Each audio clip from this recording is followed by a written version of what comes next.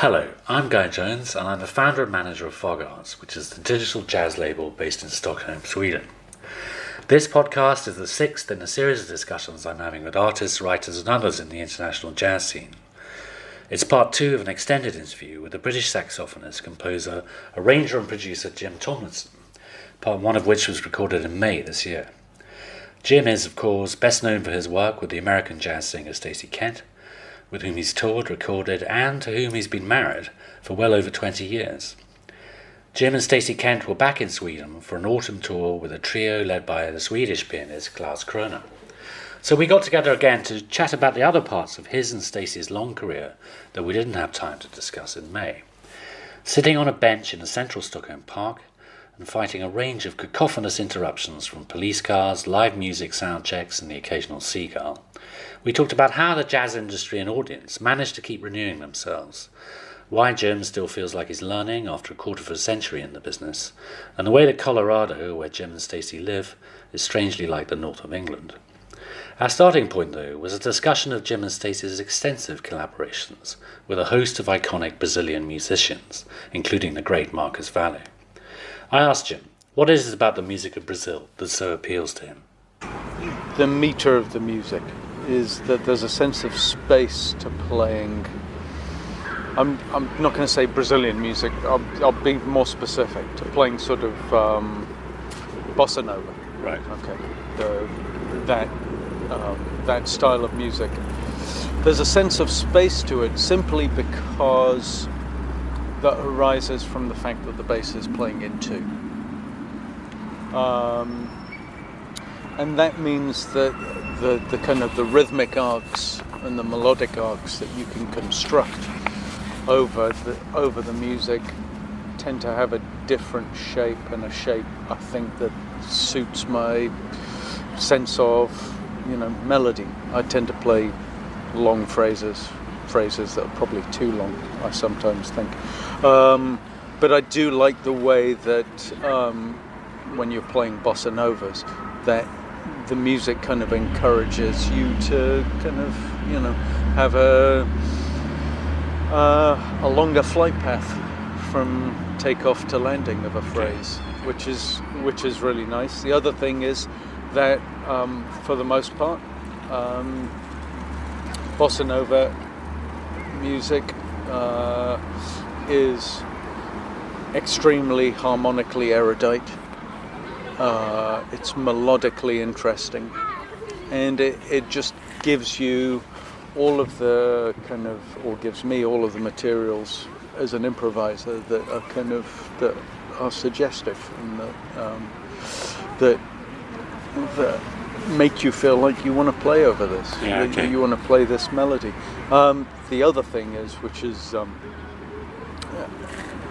related, but somewhat off at a tangent, which is that I fell in love with that style of music after hearing the Get Gilberto record when I was a kid in my teenage years. And that's often most people's entree into this. It is, and it's a great entree point because it demonstrates all of the elements, because you've got João Gilberto singing and guitar playing, you've got Antonio Carlos Jobim's arranging, who's the arranger for the session, and his incredibly judicious piano playing. You've got Milton Banana's kind of impeccable, style-defining drumming on it, and then you've got Stan Getz's kind of ability to improvise around not just chord sequences but around melodic content. Yeah. And the whole thing just hangs together so beautifully. And obviously Astrid Gilberto deserves a mention as well. She's, people tend to divide on whether and how much they like her, but do you like her? I like her on that record. On that record, yeah. On that record, it's like the kind of the perfect what would you say? It's the perfect accoutrement to the whole kind of musical package. Yeah.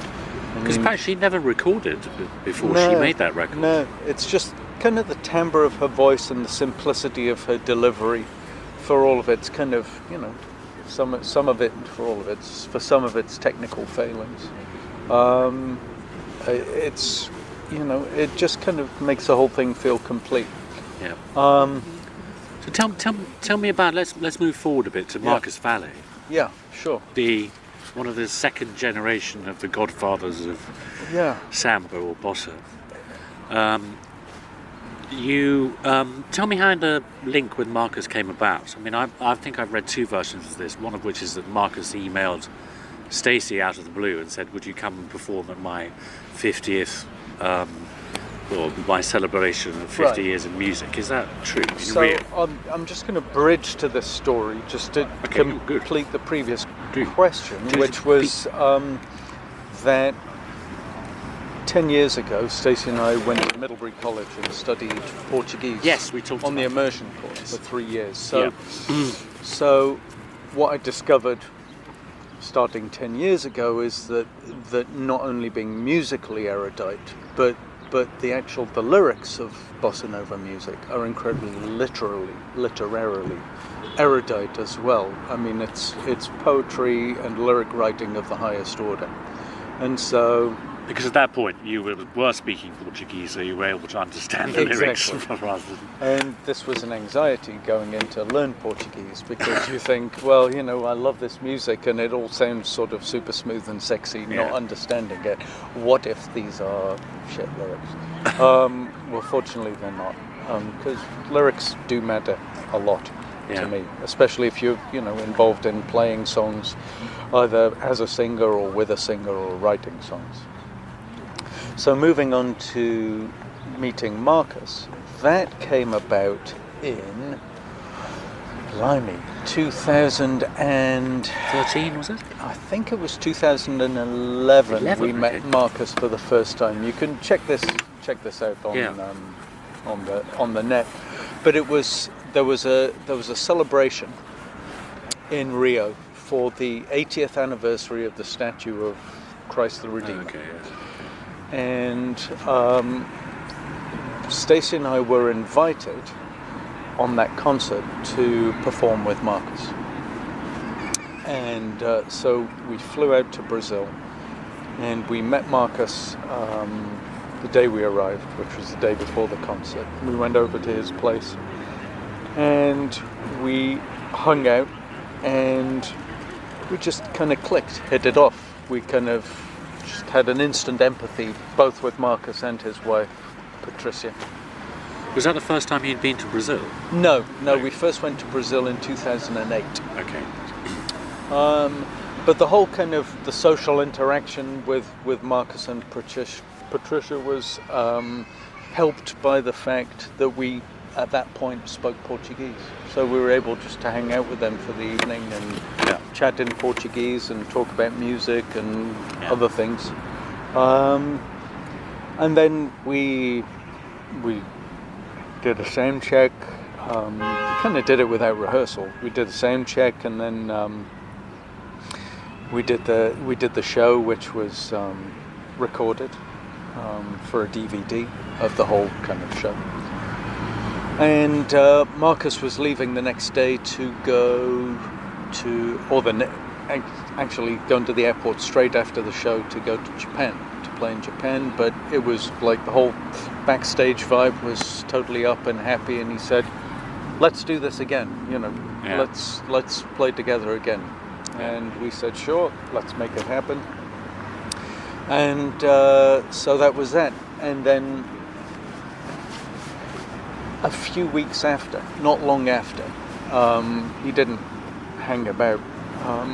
Marcus called us up or emailed and said, "Look, next year is going to be the 50th anniversary of my career. Why don't you and Stacey come and we'll do a show and with all my songs, and if you come on the gig and sing 4 or 5 songs, that would be great." And then that turned into, how about 6 or 7 songs? How about 8 or 9? And eventually it was basically a Marcus and Stacey show with one instrumental at the top of the show. Yeah. And so we went to Rio to do that, and while we were there, we were playing at a club called the Miranda in Lagoa in Rio. And Marcus said, after the first night, he said, "Oh, this is so good.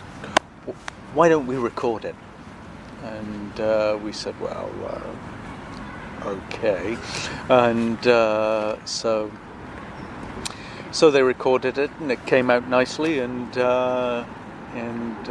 so we decided to release it. Yeah, that's the album. That's the album. Vivo, as part of Marcus's 50th anniversary celebrations, and we've kind of done the show all over Brazil, pretty much, and in Japan and in New York, where we made a DVD a couple of years later. Yeah. So and there's a DVD of you doing it in Tokyo as well, isn't Yeah. there? So the film crew came out to Tokyo in I guess that was 2014.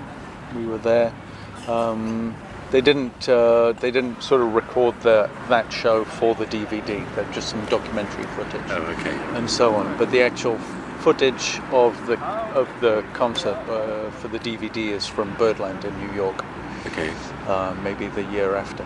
What's it like playing with Brazilian musicians in Brazil? Brazilian music. Great. I know you're not. I know you're not. I know you're not the sort of chap who gets easily intimidated. But that surely there must have been some sort of nervousness, at least of an initial kind, when you did it. Sure, because you're playing a lot of, or at least at the time, it was all sort of new material, which you kind of feel okay. I'm not 100% in my element here, but at the same time, Marcus conceived the show around what it is that Stacey and I do. Yeah. So it was kind of, the space was crafted within the music for us to do our thing. Yeah. But at the same time, it was big learning experience. Yeah. Oh, for sure. There's a different kind of time feel.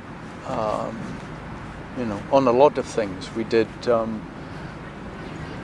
couple of really slow things which were kind of played chamber music, like almost on the breath, so the time is not metronomic.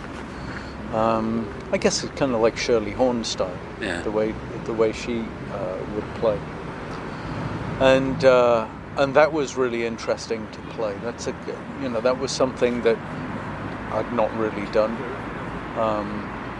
with a band. I grew up playing sort of chamber music and so on. Yes. So I'm kind of used to playing non-metronomic music, but to be improvising in a space where it's not just the kind of the lines and the shading and so on, but it's also the placement of the beat is being improvised. That was a kind of different experience.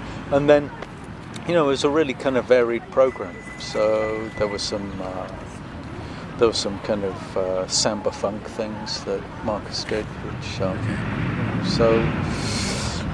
it was a great opportunity to play different kinds of music with different kinds of musicians. But they're just all amazing musicians, and just to be part of that, it's one of those life experiences you won't forget. Yeah, no, it's a very exciting record, I think, and I think you get a strong sense when you're listening to it of what of the pleasure that the musicians and the audience were getting from it. Yeah. At the time, I think it's one of the things that makes it stand out. Sure.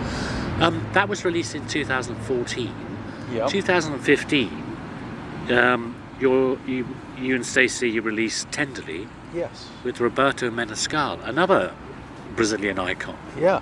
How did you meet Roberto? Well, I think this is the only jazz record that Menescal has made, isn't it? Yeah, it is. Bizarrely. Yeah.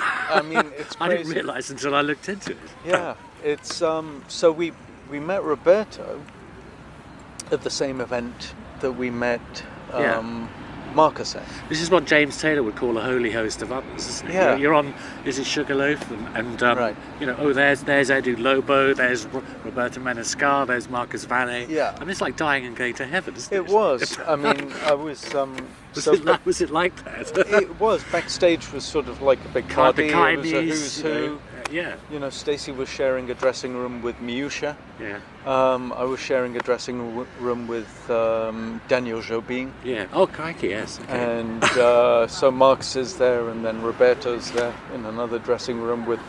he was playing with a band called Bossa Cucanova, who do kind of updated, kind of, you know, half electronic, half acoustic versions of Bossa Nova tunes. Right. So, anyway, yeah, so Roberto was on the program after us, Right. or before us, not quite sure how, but which way around it was, but we were either going onto the stage or coming off the stage, and Roberto was on the steps up to the stage, or coming down the stage, and he saw Stacey, and he went, "Stacey." Okay. There's actually footage on YouTube of this somewhere, Okay. buried deep in the algorithms. And it turned out that he was a big fan of Stacey's. Yeah. He'd heard her music. There was a DJ called Bob. Maybe I can't remember his name. Anyway, Bob, DJ in Brazil who plays Stacey's music on a sort of mainstream jazz type. Oh, okay, right. And So that's how he discovered it. yeah, he discovered Stacey on the radio, and both him and his wife, Roberto's wife Yarrow, big fans of Stacey's. And they got to chatting backstage. Roberto doesn't really speak English, Yeah. and so once again, speaking Portuguese kind of, you know, just opened this kind of world to us of kind of encounters that we wouldn't have otherwise been able to have. So they exchanged emails backstage then, Right. and you know, just had a little correspondence going backwards and forwards. And Roberto said, "Look, I've never made a jazz record before, but you know, I grew up listening to Barney Kessel, and I love those kind of Julie London, Barney Kessel records. You know, what would you think about doing something like that with me?" And sure, why not? Yeah, you no, know? not interested. Yeah. Not interested.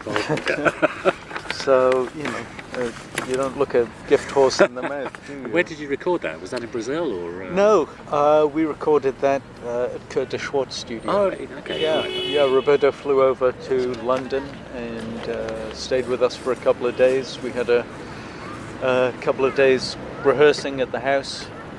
Roberto wrote most of the arrangements. Yeah, we so, kind of yeah. tweaked them and then went down to the studio. And it's a very stripped down album, isn't it? It's just Yeah. Jeremy on bass. Jeremy on bass, no You- percussion, and No. I'd make the odd cameo. Yeah, the odd cameo. Well, Yeah. now talking of cameos, I want to ask you about this because this is a super favourite record of mine. Danilo Caimi's Oh yeah, Canta Tom Jobim from Right. 2017. And I found this because this got zero publicity in Europe, it seems Sure. to me. Zero. Yeah. And I noticed it on your Facebook page, one of the few posts that Right. you actually did. yeah. And I let me ask you about that because it's a track that you and Stacey are on. Is that Yeah. not true? That is true. Which is It's Estrada do do Sol, which is a Jobim. beautiful song. We don't know that well in Europe either, actually. No, you don't hear it it's, played that often, do you? Compared with the other Jobim. You hear it as an instrumental called on, was it The Composer Plays or one of those Jobim albums. They call it Road to the Sun, but I don't think there's an English lyric for it, which No. is probably why it's not so widely known. But it's a beautiful song, isn't it? It is a beautiful song. The story behind that song is Yeah, actually tell me about that. Jobim wrote the song, and I think he wrote the lyric with Vinicius de Moraes, but I might be wrong on that. But they pitched the song to Dolores Duran, And she said, well, I like the song very much, but I don't like the lyrics, so I'm going to write a lyric. Oh, right, okay. Which is why it's the song that it is now. It's I think it's the only Dolores Duran lyric with Jobim. Okay. So. But this album is, I mean, you and Stacey are only on one of the, I don't know, 8, 9 tracks. Yeah, it's exquisite. I'll just take this opportunity to pitch this album to anyone who loves Jobim's music. Yes. Danilo sings and plays the flute beautifully. I mean, he's got just one of those unbelievable voices. We often joke that, you know, if God sang, he would have a voice like Danilo Caymmi or his brother Dori Caymmi. Well, yeah, he comes from a hugely talented family, doesn't he? Yeah. I mean, they're all into everything. Artistic. Yeah. There's Danilo, Dori, Nana, and then Father Dorival, who was a god to an idol to Jobim and so on. No. But am I right in thinking I think the album was recorded in Brazil. Yeah. But you did your bits in New York, is that right? Yeah. How did that happen? We recorded our part in my studio in Colorado. Oh, in Colorado. Okay. So he sent you his bits. Yeah. Which is just the singing, isn't it? And the guitar playing. Oh, and he's playing the guitar. That's right. Yeah. And Hugo's cello. Yeah. And then you put the flute on. Yeah. The only bit of flute that's me on that is the alto flute solo. Oh, you're not. Okay. So the rest of the flute playing on the record and on that track it's all Danilo. Okay. He sort of does this kind of orchestrated overdub kind of flute accompaniments. Okay. So but it's the guitar player whose name I can't remember, who also you'll remind me, who produced the record and arranged it. He sort of put the whole thing together. Right. And it's just beautifully constructed music. Yes, it is, isn't it? It's amazing. And, you know, this is the thing with one of the... There are many sort of bad things that technology brings to music, but one of the wonderful things is that you can have these kinds of collaborations in a way that would not have been technically possible before. Yeah. Just simply because, you know, there isn't enough money in recorded music these days to warrant flying Stacey and me down to Rio to play on one track. Yeah, but whose idea was it that you should participate in that track? Danilo's. He invited us to do it. He said he wrote to Stacey, and we know Danilo just from our trips to Brazil. Okay. Just as an aside, one of the lovely things about playing in Brazil is that there's a whole kind of scene in Rio of that kind of generation of musics, and they all sort of support each other and come out to each other's gigs. So when we would play with Marcus, you know, Dori would come, Danilo would come, Joycey would come, Edu Lobo would come. A whole host of others. Yeah, and a host of others. So it kind of, you know, the whole thing just feels like a rolling party. Okay, so you know Lobo, but you haven't collaborated with him musically. We've performed live with him. Yes, I thought so, yes. Yeah, it was the same year as the last Olympics, so it must have been 2016? Yeah, 16. 16. So it was at the same time as the Olympics, because our hotel room in Rio overlooked the beach volleyball court. Okay, right. So we were supposed to be staying at a hotel sort of out in Baja, but these rooms in Copacabana opened up, probably because the Russians didn't go. They opened up at the last minute. So there was. It was the occasion of those concerts were that Edu, Dori, and Marcus are all born within a couple of weeks of each other. Okay. Yeah. They're all Virgos. They're all early September or late August, early September. And it was simultaneously their 70th birthdays. Yeah. So Marcus had this idea of putting on a show with the three of them.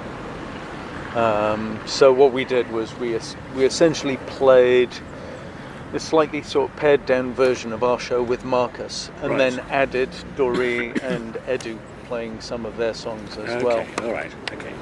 And so but that there's no recording of that. No, other than Bootlegs. kind of bootlegs Yeah, sure. and so on. But that was something else.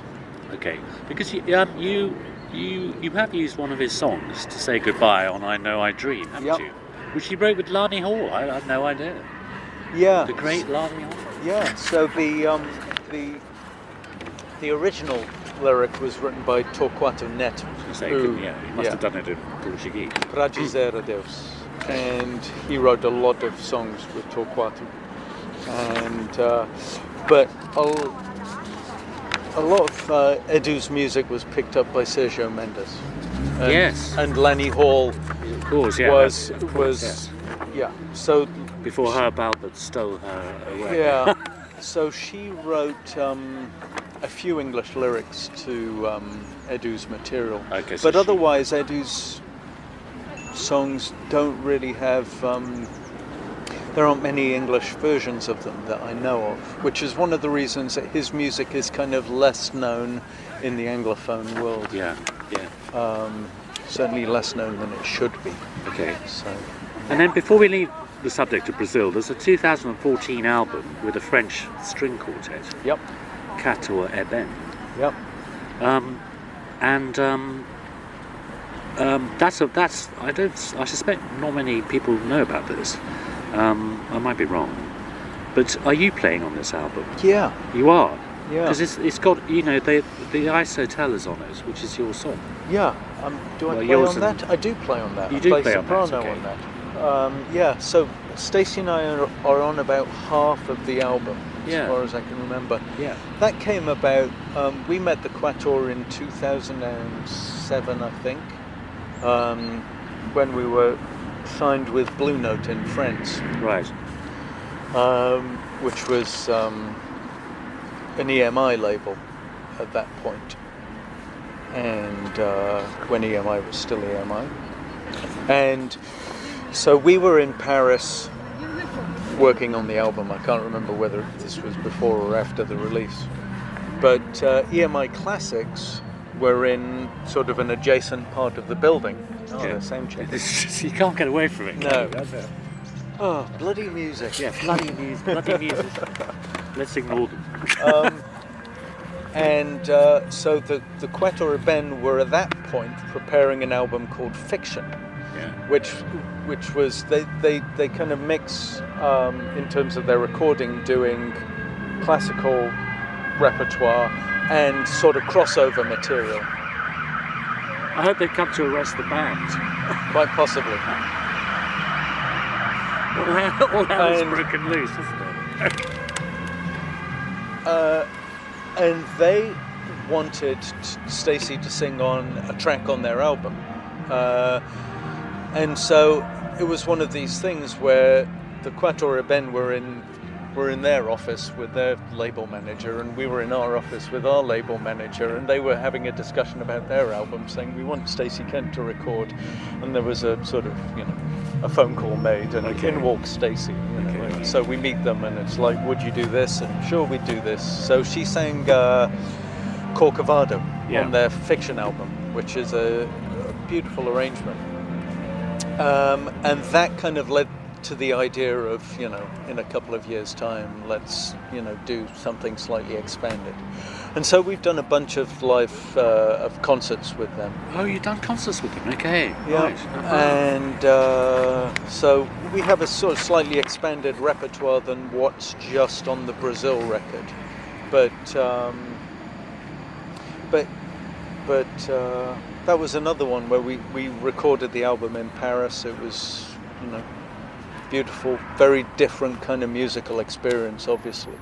Much more akin, actually, to that kind of chamber music, of course. Sort of, not non-metronomic, as it were, sort of time feel. Because they are essentially a classical quartet, aren't they? Yeah. I mean, but they're all sort of astonishingly good musicians, and they all improvise, and it's like the sort of the range and the breadth and depth of musicianship there is truly impressive. Okay, good. Let me. Okay, that's enough for Brazil, Ed. Let me ask you one or two other questions. Your role has changed a lot over the years, hasn't Sure. it? Because you're playing, you're arranging, you're producing, you're composing. Which of these activities do you think you get the most satisfaction from? It's a slightly silly question, I suppose. Not at all. Not at all. I guess the answer. What pleasures do they give you? Yeah, they give different pleasures. It's like they do tick different boxes. Yeah. I would say the most fun you have, it's in terms of immediate gratification, is blowing a few choruses on tenor. That's yeah. That's yeah. The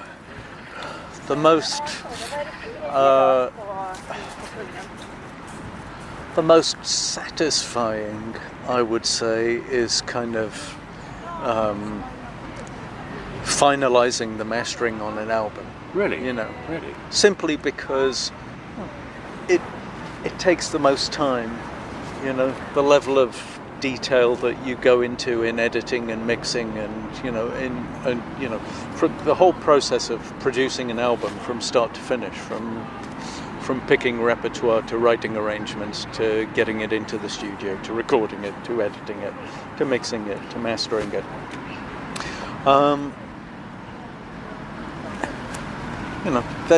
That sort of there's a kind of there's a level of craft and attention to detail in that really appeals to my kind of Virgo nature. Not that I believe in that shit, but it's. That's twice you've mentioned star signs. Yeah. Part of me obviously I does identify believe with Virgos. That's all. Okay, right. But people who are who like things just so, and the idea that you can take a thing like an album, of the complexity, say, of our last album. Yes. Well, yes. With the orchestra, or of the incredibly exposed nature of, say, Tenderly. Yeah. And through the production process, bring those to a place where you kind of feel a sense of satisfaction and completion. Okay. And pride. I want to hand this over. I want to share this with the world. Okay. That's nice. Similar sort of thing with writing arrangements. I've been writing orchestral arrangements, some for the last record, but more since. Yeah. Okay. For the live shows. Right. Right. So you're doing different material when you do it with an orchestra. Yeah, we have about almost twice as much material, really? Okay. Right. orchestral material, as is on the record. So. Okay. And that's great, although that's not quite the same because.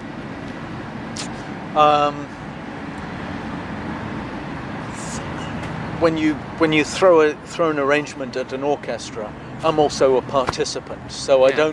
I'm not conducting, I'm not directing, and so you don't have the kind of same kind of hands-on. So you don't hear everything from the conductor's ear point of view. Nothing is.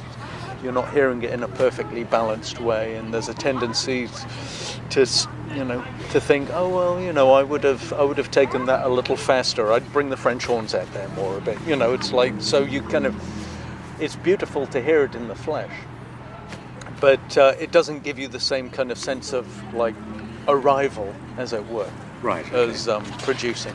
Okay. So, and then songwriting, that once again is slightly different because you bring a song to. There's a sort of a multi-layered kind of editing process for me in writing a song until I feel like it has arrived. This sounds like a song now. and then you bring it to the band and you rehearse it, and you might go, actually that needs changing, and so on. You know, the process is fairly protracted. But what's beautiful about writing a song and presenting it to a band and then having it in the repertoire is that it takes on a life of its own. Uh-huh. You know, the way we play, for instance, Bullet Train now is completely different to how we played it 2 years ago. Yes, okay. When it first came out. Yeah. It sort of, you know, it just kind of takes on a life of its own. Right. And that's fun to hear with a song. Yeah, okay. Good. Can you talk about any upcoming projects? What's next? Because the last album was released a year ago, and you're quite a sort of you're a very productive couple. Mm-hmm. It's usually an album a year or something like that. It's sort of 18 months. 12 months. We're sort of on a 2-year cycle right now. Because Stacey said something about Bolero on Facebook. Did she? Yeah, and I think maybe she was deliberately trying to set the cat among the pigeons. Okay. I take it. Okay, well, it's not a Bolero album then. Right. Was she talking about? I don't know. I think she found an old photograph of Oh, that's right. Okay, she was a Bolero, as in what she was wearing as a little toddler. Now I remember. Yes. And then she made some cryptic comment about maybe. Yeah. We should do. I mean, well, I suppose. Well, look, here's more orchestral albums. You know, something a bit more stripped down next time. Playing with orchestra is kind of like a drug. Okay. You know, it's when you've done it, you just want to do it again. Okay. Except it's, you know, slightly healthier than taking drugs. Maybe not much though. So I guess by the time we get to the end of this year, we'll have done 110 concerts. Really? This year. 110? My goodness. So with all of the kind of admin, travelling, etc., that kind of brings, I think the next thing is going to be And Breathe. But yeah, we are starting to think about the next album, the next couple of albums, like framing kind of what we're gonna do. But I think next year is going to be lighter from a touring point of view, just to give us time to start to prepare.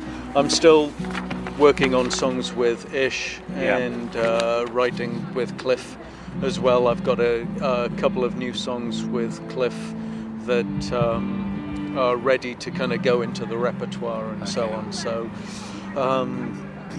you know, more songwriting, more practice.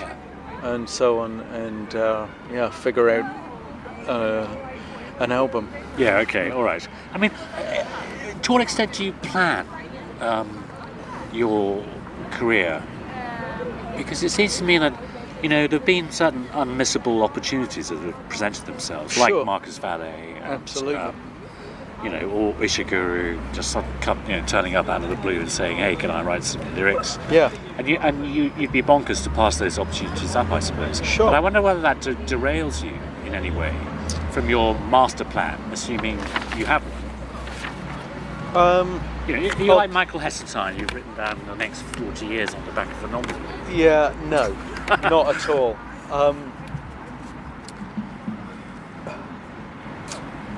I think it would be, if you look back at the last 20 years, it kind of looks as though there's a plan. Yes, it does, yes. But there wasn't. It wasn't. Okay. And I think, in a sense, you know, like anyone who is successful at anything, you have to have a combination of determination to succeed at whatever it is that you're doing at that moment, and also good luck. And we've had luck. We've had felicitous encounters with musicians, with collaborators, with record companies. You know, the encounters that are not felicitous, you don't know about because they come to nothing. So it tends to, when you look at a mountain range, you kind of tend to see the tops of the mountains. You see the peaks, not the troughs, not the valleys. Yeah.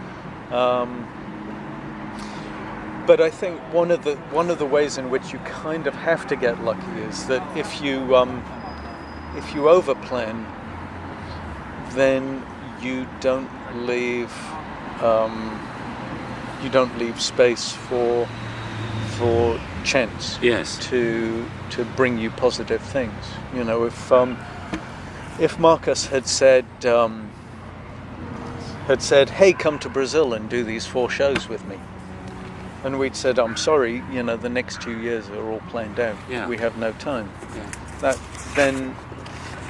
That wouldn't have happened. Yeah. You know, a whole chapter of our musical lives would not have happened. So we've always tried to strike a balance between, you know, structuring the touring, structuring our life, structuring a career, because, you know, you have to live a life as well as just be on the road and be a musician. Yeah, sure. And leaving time for good things to happen, for God to walk into the room, as they say. Yes, okay, yes. All right, good. And we talked about the importance of luck last time. I was having this discussion about luck with Mark Myers. You know Mark Myers, Wall Street Journal. Say again? Mark Myers of the Wall Street Journal. Oh, yeah. Jazz Mix. Right. You've been on Jazz Mix. Because he's a big fan of Marcus Valle. Right. His view was that there's no such thing as luck, actually. You make your own, because, you know, why did Marcus approach you? It wasn't just because he stuck a pin in some sort of musical directory. It was because he rated what you were doing and wanted to work with you, because he felt you had something to offer. Sure, but I just say that so that Myers doesn't start breathing down my neck. Yeah, if he listens no, to that's fine. He's absolutely right, Yeah. that you have to create the conditions, Exactly. but you also have to be available. Yes, availability. You know, and luck plays a part Yeah. in that. You know, there are fantastic musicians who are available most of the time, because you know, they don't get the opportunities to perform. Yeah, sure. We've worked hard and, you know, tried to build a career from the sort of ground floor up, but a lot of the time,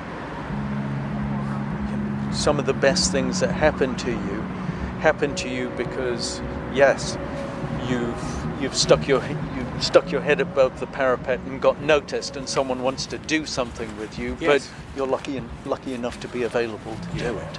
Okay. Right, you and Stacey, you've worked together for 20 plus years. You're married to each other. You tour together. You record together. Yeah. Do you still surprise each other musically? Yes. Okay. Yes. Yes. Good. All the time. All the time. Right. Yeah. Because you can see why that might, you can see why people might think, or you see why it might be easy to get stuck in each other's ways because you know each other so well. Right. Well, look, if you're recording, say, Yeah. she said, and you think you're stuck on a certain aspect of a song. Yes. Can she turn around and say, well, why don't you consider doing it this way? And she'll say, gosh, yeah, what a good idea. Yeah, totally. That still happens. The back and forth between us about music, what's good, what's not, what's right, what's wrong, it's an ongoing discussion.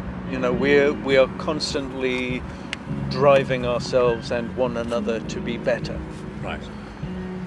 But this is a good context for answering this question, because we're here in Sweden, sat in a park, while the band is sound checking. What the hell are they doing outdoor gigs in this weather for? I think it's part of some demonstration. Actually. Oh, is it? Yeah. Okay. Yeah. Against slavery. Okay. All right. Yeah. They're walking to stop slavery. I'm not quite sure how that works. But Okay. So we're here in Sweden, and we are playing with Klaus Kroner's trio. And we've played with Klaus before and have known each other for a bunch of years. We haven't played with Klaus for a whole bunch of years, because whenever he asked us, going back to my previous answer, to come and do a tour in Sweden, we weren't available. No. This time we were. Yes. And Klaus's trio operates in a different way to our trio. Klaus plays piano very differently to Graham. Johan plays the drums very differently to Josh, and Hans very differently to Jeremy. The whole kind of time, feel, sound, sensibility, all of these things are different. And that kind of requires you to kind of rethink your own playing and singing. And so I'm standing there listening to Stacey do things that I've never heard her do before. Oh, okay, right. And sing in ways that she's kind of reaching into different places because it's what the music requires. Yeah. And so I guess you could say it this way: if you have a regular band and you're used to playing with each other, there's always the danger that things can become ossified. Yes. And that's one of the reasons to keep renewing the repertoire and keep kind of challenging each other musically. And we do that in our band, but also just to play in a completely different musical context, as we did with Marcus. Just brings things out in yourself that maybe you didn't know you had, or you'd forgotten you had, or it's like so. For myself, I'm playing in a way that is kind of, in a sense, maybe more musically assertive. I don't know if that's the right way to kind of describe it, but I'm kind of stepping out a little more, playing with Klaus's trio, because our own band is very much more kind of conceptualized around framing Stacey, whereas this is more of a kind of fluid situation. Yeah, okay. So, but you don't use a different band when you tour in North America? Yeah, it's not the British guys, is it? It's some locals. Yeah, it's Art Hirahara on piano, Tom Hubbard on bass, and Anthony Pinciotti on drums. And do you think that sound is different as well? Oh yeah, totally. And this is another thing that's kind of great about being able to do side projects and have two different bands, because it keeps you on your mettle. Yeah, okay. Because of where we live and how we tour and how we operate musically, it's not like we're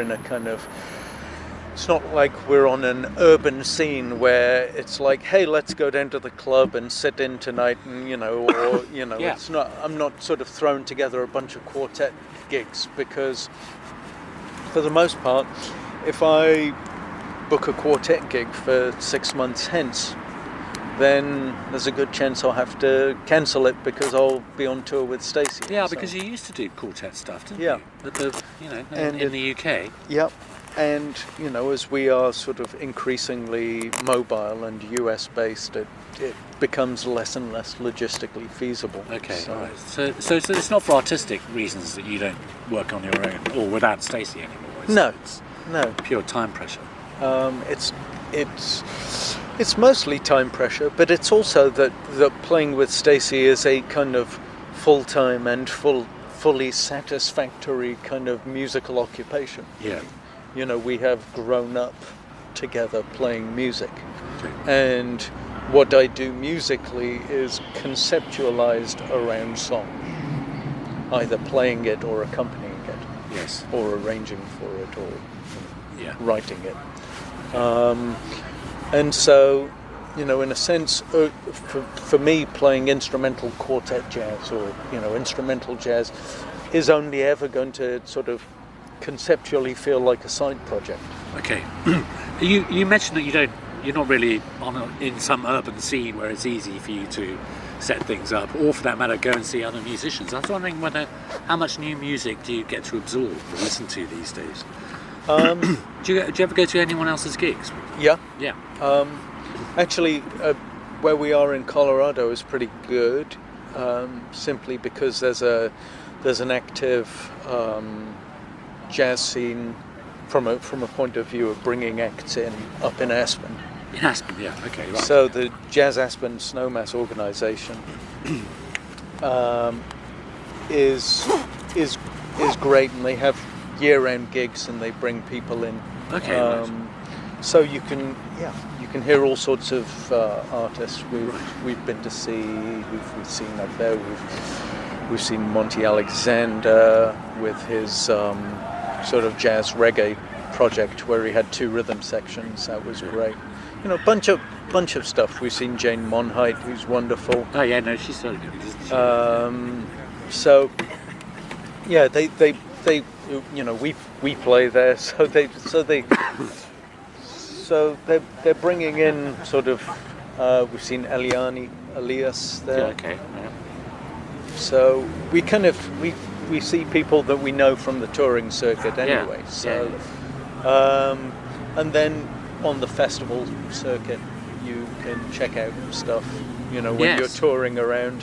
Yes, of course. So you will stick around and listen to the other bands when we can. When you can. Oh, yes. for sure. Yeah. I mean, for me, it's kind of easy. I play the saxophone. For Stacey, her instrument is her body, and so the rigors of touring require her to be much more circumspect about how much she enjoys herself on the road. Yeah, sure. She has responsibility to go to bed. Yes. and be well for the next show, because if she can't sing, we can't play. No, of course, yes, of course. You tour so much. I mean, you said you played a phenomenal 110 gigs this year, possibly. Yeah.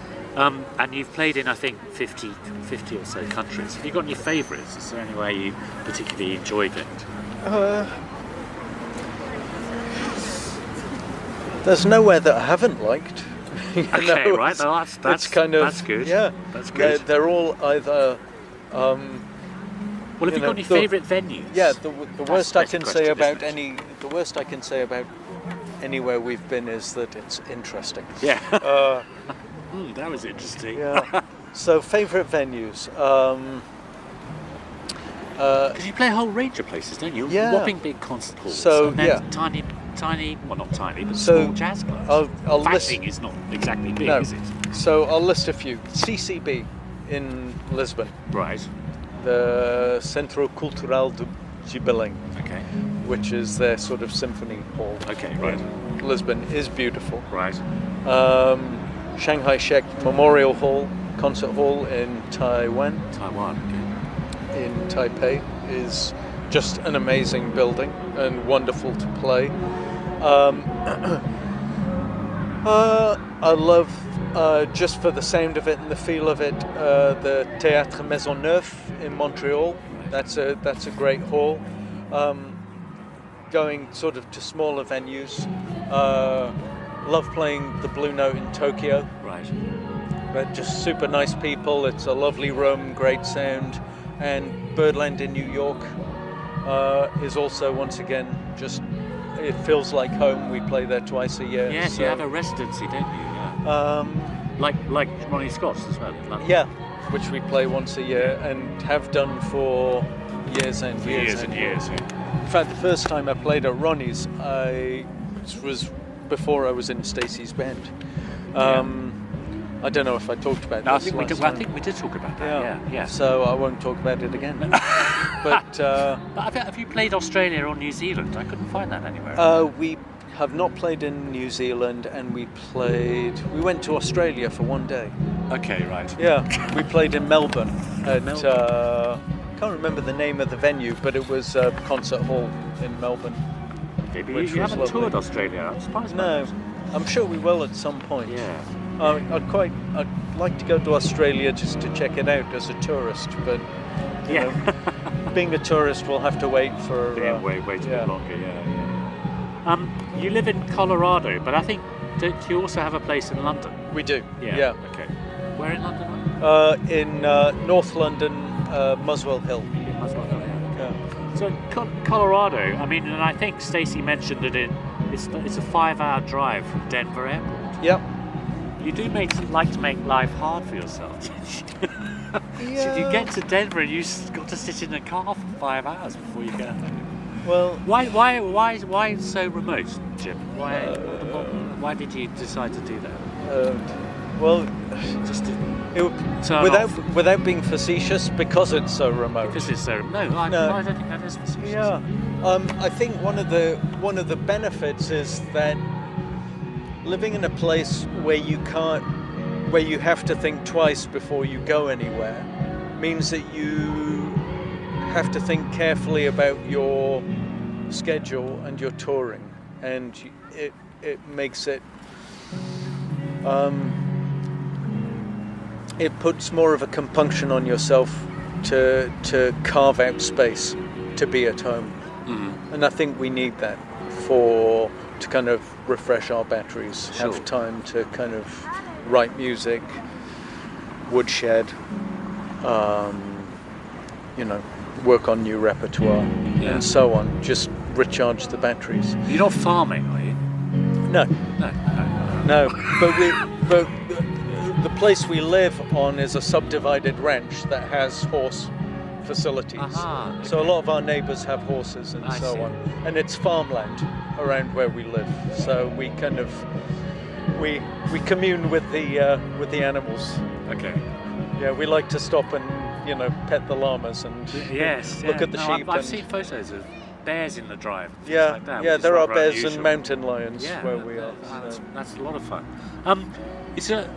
But you're spending time in the UK as well. I was going to ask what you miss about the UK being British, because I think of you as an expat. Or maybe I'm wrong about that. Yeah, I don't kind of think of myself as that because I'm sort of travelling, and most of the time when we're travelling with the British band. Yeah. Okay. And so we're sort of, yeah. Are you a US citizen? No. No. So, yeah, there are other things that I miss about England. I miss the north of England. Right. But one of the nice things about where we are in Colorado is that it does kind of remind me of the north of England. Really? We have sagebrush and the moors around in Northumberland, they have heather, and but from No a kind bears, though. no bears, not anymore. Moose. But from a feel point of view, it's kind of similar. Okay, that's interesting. So yeah, I kind of actually miss the north of England less where we are in America than I did when we were in London. Yeah, no, okay. That's cute, it's alright. Okay. Yeah. Good. Just a bit about the industry. Are you optimistic about the jazz, jazz as a genre? And I asked the question, particularly here in Sweden, and I don't know whether you've noticed, the audience is generally quite old. I know it's different in other countries, like Japan, they're much younger, Germany, they can be younger. Right. I mean, the thing is, the jazz audience is dying, slowly but surely, or it appears to be to many people. And I wonder what you think. Do you think you'll still be doing this in 20 years' time? Yes. Okay. Why are you confident in this? Because a lot of people would be dead and buried by then. Sure. Well, look, I'm going to answer this from a sort of UK perspective. Yeah, sure. Which is that when we started out playing in London, one of the things that we would do is play the sort of local clubs around London and the 100 Club and so on, Yeah. and Festival Hall foyer gigs and so on. And the audience was old then, Okay. right? Okay. And that was 25 years ago. And, a lot of those clubs still exist. And the audience is still old. Yes. So without being sort of, too brutal about it, as older members of the audience drop off the perch, as we all will, Yes. sort of other people are coming along and finding the music and so on. And I think it's partly it's just a demographic thing. People have families and they get busy, and people in their kind of late 30s, 40s, 50s, late 30s, 40s, have other things to do. Yes. than go out to jazz clubs. And it's like the people who have time to do these things, it's not that people don't have inclination, but the people who have time to do it are those people. Old people, yeah. But I wonder how someone in their late 30s or early 40s can expose themselves to jazz without, or hears jazz on a regular basis. Because I mean, guys our age, we probably got it from our parents. Those were the records they were listening to. You know, that was the music they were brought up. That was their popular music. Sure. But now jazz, it's very hard to. You seldom hear it, do you? Anyway, it's not on television. It's very rarely on the radio. And yet, I just wanted, because you know, however receptive you were as a listener, Sure. you could really be listening to hip hop for 10 years and then suddenly go to a Stacey Kent gig and say, well, gosh, that's good. I mean, you might think that. You think, well, I just don't understand this. You know? Well, you know, Who's Gershwin? I meet people who are exactly like you described all the time. Do you? Pretty much on every gig where I meet audience members, and Stacey does signings at every gig, you meet people who say, I just came across you on Spotify, right, or my friend recommended you, or it doesn't matter how they hear you, but people stumble across you. And nowadays, when I think back to when I was a kid, how long it took me to find a recording of something, how unavailable the music was. Yes. How I used to have to wait, 6 days for the next Humphrey Lyttelton show to come around on the radio before I could hear some more jazz. Yeah. Right, nowadays, everything is available to everyone, all the time. Yeah. And I'm reasonably optimistic in the if you build it, they will come kind of sense. And, we are more discoverable than we ever were. And I trust that quality will out. People find this music and they respond to it. Okay, good. Well, it's nice to hear someone so optimistic about it. And we have generations of families who attend our concerts. We've done gigs where there have been 4 generations of the same family at the concert, and that how can you not feel positive? Yeah. Okay. Would you want to be starting out as a young musician now? Would you think it's harder or easier for those, because the music is more accessible? Yeah, to be honest, I don't know how to answer that question. Okay. I just don't understand. Well, it's not a problem you're going to have to face. No, exactly. I don't understand the sort of the social media environment well enough to know, or the music environment well enough to. But there are plenty of young people hoping to be professionals in jazz, aren't there? Sure. I'm always struck by that, actually. There are incredibly talented virtuoso musicians just pouring out of their music colleges these days, and I just hope that they seem to be incredibly adept at creating scenes for themselves. Yes. And I think that's great. Yeah. Yes. Okay. It's not like there's sort of this kind of. They're not coming out of music colleges and cannibalizing a scene that's already there. It's like they seem to be incredibly dedicated and entrepreneurial and proactive and into advocating for their own music, and I think that's great. Yeah. Okay. Now, my final question. You've done so many different things in the last 20, 25 years. You've made a hell of a lot of records. Is there any project, whether it's an album or a tour or anything, you would point to and say, I am particularly pleased I got the opportunity to do that, and I think I did it well? What is there are there some highlights that you're able to take particular pride in?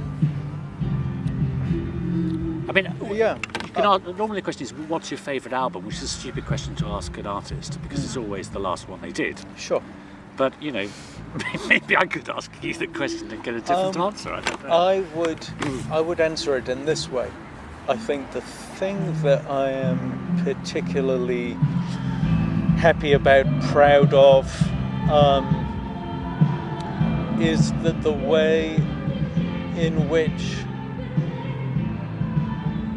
I have continued to learn as I've gone along as a musician, and that sort of gives me hope that I'm going to continue to learn.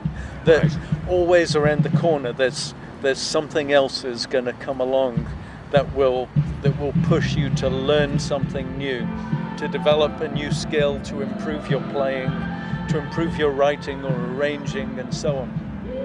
So it's that I've been willing and able to sort of respond to the opportunities that I've had in my career, and for that, in a sense, I really have to thank Stacey, because it's Stacey's kind of talent and drive that have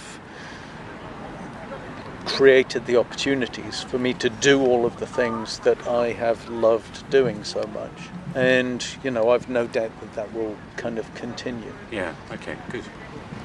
Right. I hope that answers the question. I think it does answer the question. Yeah. Yeah. And so what? Crikey, and there was that one chorus on the blues in A flat that I played in. Yeah, that was bloody great. Yeah. Back in 79. Yeah. All right, well, thank you very much, Jim. It's been a pleasure. Thank you. I've enjoyed talking to you again. Likewise. Giving up so much time. And now the band has stopped and we're finished. Perfect.